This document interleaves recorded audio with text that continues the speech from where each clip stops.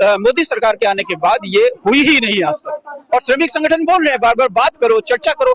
हमें कोई शौक थोड़ी है सड़क हड़ताल का अधिकार था। हड़ताल का अधिकार कोई मजदूर शौक से हड़ताल नहीं करता है। जब मालिक परेशान कर देता है, सरकार की नीतियां परेशान कर देती है, तब मजदूर हड़ताल पर जाते हैं। लेकिन ये लोग इन लेबर कोड के तहत इन्होंने हड़ताल करने को इतना असंभव बना दिया है, जैसे ढोल बजा के 4 लेबर कोड, माने 29 कानूनों को समराइज किया गया है 4 लेबर कोड। मोदी जी ने पिछले 10 सालों का 12 सालों का इतिहास उठा के देखिए, मजदूरों के लिए एक भी काम नहीं किया है। मुझे लगता है वो मजदूर हैं जो सरकार ने थोड़े से छांट रखे हैं, जैसे अंबानी है, अडानी है।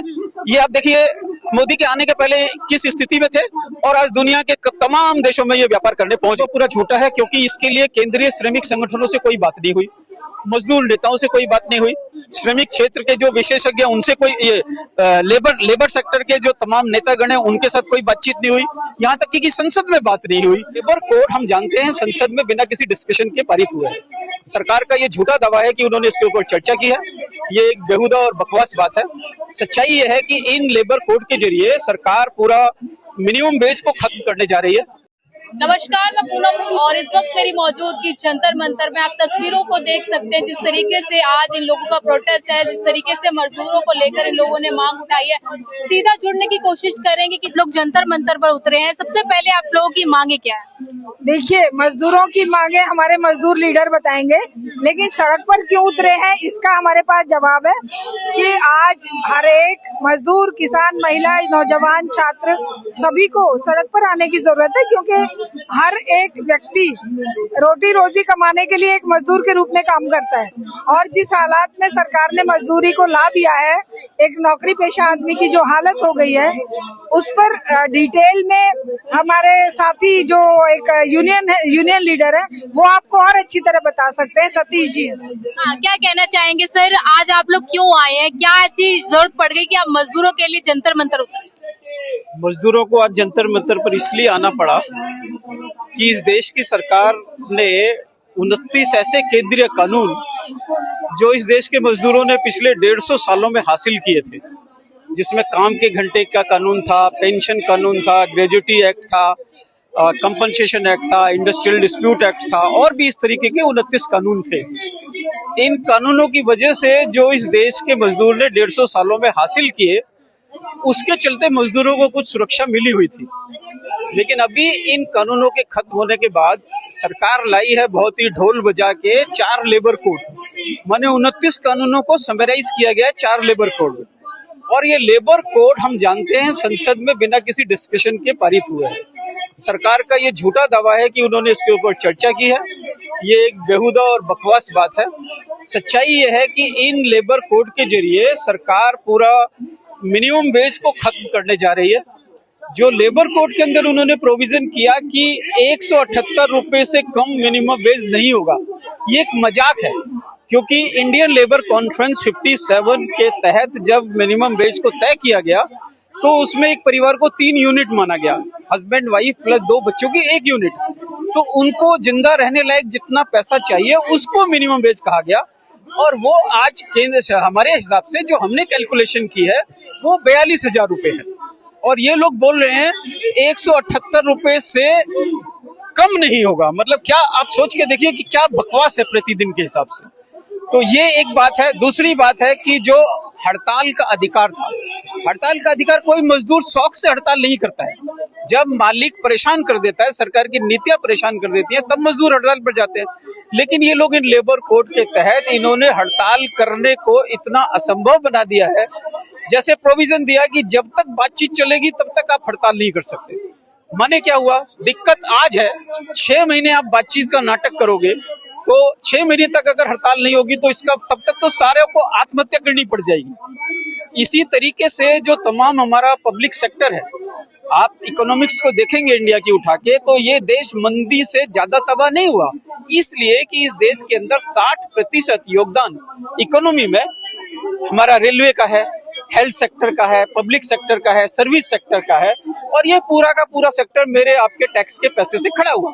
इसको किसी कहती है कि 4 लेबर जो कानून लेकर आए हैं, कोड लेकर आए हैं, वो कहीं ना कहीं मजदूरों के हित के लिए लेके आए हैं, उनके हितों को देख के बनाया गया है। ये सरकार का दावा पूरा झूठा है, क्योंकि इसके लिए केंद्रीय श्रमिक संगठनों से कोई बात नहीं हुई, मजदूर नेताओं से कोई बात नहीं हुई, श्रमिक क्षेत्र के जो विशेषज्ञ उनसे कोई लेबर सेक्टर के जो तमाम नेतागण हैं उनके साथ कोई बातचीत नहीं हुई, यहाँ तक कि संसद में बात नहीं हुई। तो कहाँ से आप इसको अच्छा कह रहे हो जब जिन लोगों का जो स्टेक होल्डर है, जैसे आपको याद होगा किसान नेताओं को 3 कानून पास कर दिया किसानों से बात किए बिना, इसी तरीके से ये इस क्षेत्र में भी हुआ है। तो ये मजबूर किया है सरकार की नीतियों ने, जो सरकार ये गुलामी के दस्तावेज लाई है, जो मिनिमम वेज नहीं दे रही है, जो इस देश के श्रमिकों के लिए कोई नियम कानून नहीं बचे हैं, तमाम लेबर कोर्टों में, लेबर ऑफिसेज में पोस्टें खाली पड़ी हैं, उनको भरा नहीं जा रहा है। कहीं 90% से ज्यादा इस देश का मजदूर फैक्ट्री मजदूर है, दुकानों पे काम करने वाला है, गिग मजदूर है, रेडी पटरी का मजदूर है। ये सारे के लिए कोई सुरक्षा कानून, पहले कानून थे लेकिन लागू नहीं हो रहे थे। अब ये भी कहती कि हमने मजदूरों की आय बढ़ा दी है, उनको सहूलियत दी है, दुगनी आय कर दी है, तो वो कौन से मजदूर होते हैं जिनकी आय बढ़ रही है? मुझे लगता है वो मजदूर हैं जो सरकार ने थोड़े से छांट रखे हैं, जैसे अंबानी है, अडानी है। ये आप देखिए मोदी के आने के पहले किस स्थिति में थे और आज दुनिया के तमाम देशों में ये व्यापार करने पहुंच गए हैं। क्या कोई ऐसा बिजनेस मोदी जी मजदूरों को भी बता दें जिससे 5 साल 10 साल के अंदर एक मजदूर दुनिया में जाके व्यापार करने लगे? इसी तरीके का जो उन्होंने अंबानी अडानी को बताया है, जिस तरह से इस देश के अंबानी अडानी और तमाम कॉरपोरेट सेक्टर को पिछले 10 सालों में 16 लाख करोड़ रुपया इस देश के आम जनता के टैक्स पेयर का उन्होंने दिया है, वो इसी तरीके से इस देश के मजदूरों को दे दो तो हम भी ऑस्ट्रेलिया में जाके व्यापार करना शुरू कर देंगे। तो ये महज बकवास के अलावा कुछ नहीं है। वो जिस मजदूरों के लिए काम नहीं कर रहे आज।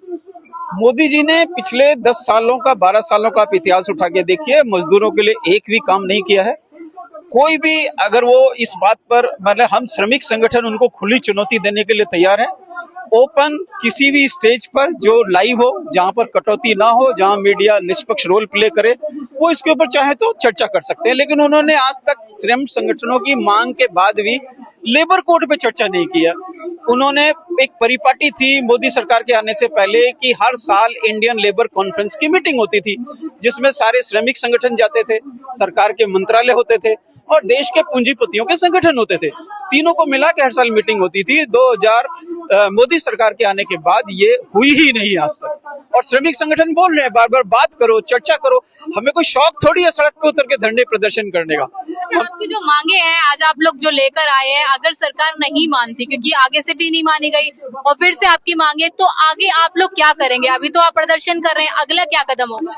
हम लोग शांतिपूर्ण संघर्ष करने वाले लोग हैं, हम लॉ तोड़ने वाले लोग नहीं है। हमारे हाथ में कोई पुलिस की तरह लाठी भी नहीं है। तो अभी 29 जुलाई को इस देश के मजदूरों और श्रमिकों ने और किसानों ने मिलकर तालकटोरा में एक सम्मेलन किया था, जिसमें ये रणनीति तय की गई थी कि सरकार नहीं मान रही तो आगे क्या करेंगे। उसी में जो तय हुआ, उसी कड़ी में ये आज पहला प्रोग्राम था। ये पूरे हिंदुस्तान के सभी राज्यपालों के यहाँ चल रहा है, सभी हर स्टेट में राज्यपाल के यहाँ प्रदर्शन चल रहे हैं। बहुत सारी जगह पर रेल रोको, सड़क रोको चल रहा है। और इसी कड़ी में ये पहले से ही तय है कि अगर सरकार आज नहीं मानती तो अगले 2 महीनों में हर राज्यों में सम्मेलन होंगे, प्रदर्शन होंगे। और 26 नवंबर को जो किसानों की जीत का एक दिन है, उस दिन फिर ऐतिहासिक तौर पे राष्ट्रीय स्तर पर प्रदर्शन। देखिए, जिस तरीके से आपने सर को सुना, सर का कहना है कि सरकार ने जो 4 लेबर कोड लेकर आई है वो कहीं ना कहीं मजदूरों के हितों में नहीं है। और जिस तरीके से मजदूरों को अपनी आवाज उठाने का हक था, हड़ताल करने का हक था, वो भी सरकार ने छीन लिया है। जिस तरीके से इन लोगों की मांगे है, अब देखना ही होगा क्या सरकार इनकी मांगे सुनती है या नहीं। मैं पूनम, आप देख रहे हैं विस्तार भारत।